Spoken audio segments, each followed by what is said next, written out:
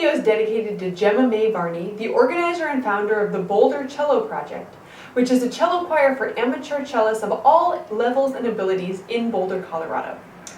The topic of this video is tone production, so how to make a sound, a nice sound preferably. And when you're talking about tone, you're really dealing with three main variables.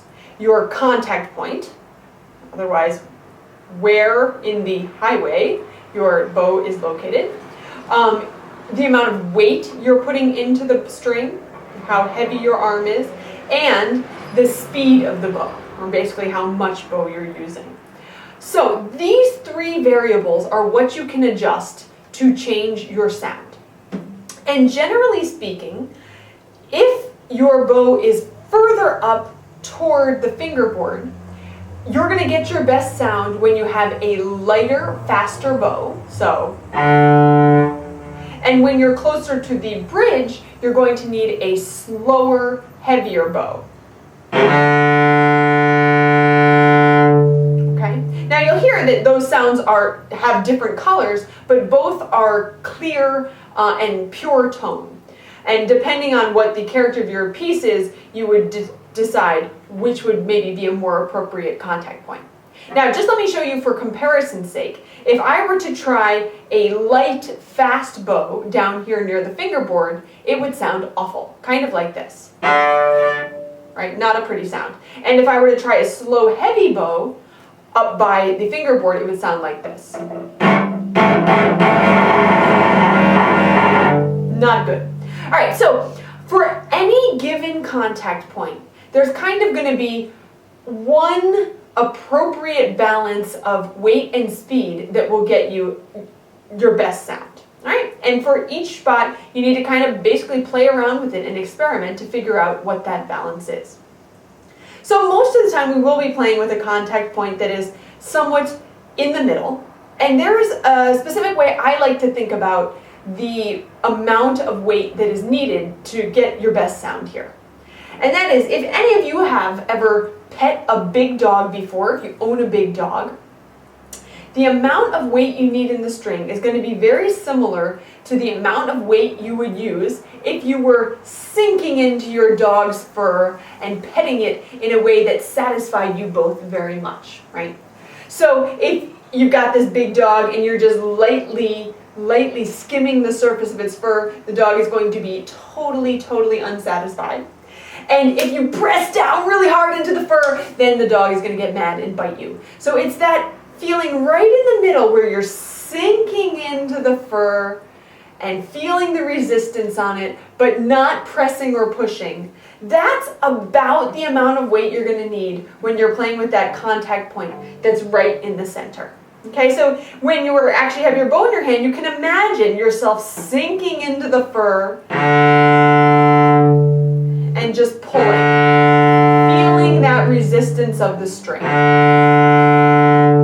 Now, another trick I like to use to see if I'm getting a good sound is I look at the string right about here somewhere in the middle, and I see if I'm making it vibrate, okay? So when I get my best sound, the string will get fat, essentially. You probably can't see that too well from where you are, but the vibration of the string is making it look like it's fat. And of course, the lower the string, the fatter you can get it to look. Now, I should say that you're also aiming for a thickness that is consistent. So if you see that your string is kind of going from fat to thin to fat to thin to fat to thin, chances are your sound is going to be something like, right, not consistently full tone, but something that has ups and downs in it. So we are going for a thick vibration of the string and one that is consistent. Okay? Now, there are many ways you can work on your tone production. These are just a couple of small ideas. But of course, the best tool that you have available to use is your ear. If you're hearing a sound that is beautiful, a sound that is very much like what you hear on recordings, then stick with that. Figure out How much weight am I using when I do that? What is my contact point when I do that? How fast am I moving my bow? Because remember, those are the 3 variables that you can play with. So when you hear that best sound, think about, what am I doing to get that best sound, right? And if you hear a sound that is, for example, skimming over the top, or a sound that has, a little too much crunch in it maybe, that would suggest that your balance of weight and speed is not right for your contact point, okay? And one final thing I want to say is this idea of weight. It really is arm weight, okay? Sometimes I see students pushing the string down to try to get a big sound. And that is something that is both not going to get you your best sound and could hurt you in the end, in terms of literally being physically exhausting or damaging. So you want to find a place where you really are, as much as possible, using your natural arm weight to get your best sound. And one way I like to feel that is to put myself right at the frog, very, very, very close to the frog, and almost like you can even demolish your bow hold for a second, but see if you can just be balancing there without having to push or hold or anything onto your bow.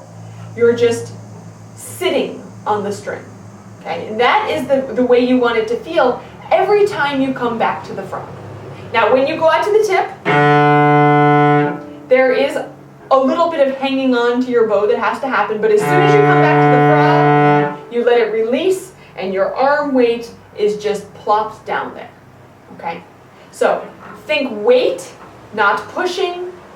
Think about your contact point, your bow speed, and your weight, your arm weight, and definitely use your ears to tell you if you're producing the sound that you want. Thanks.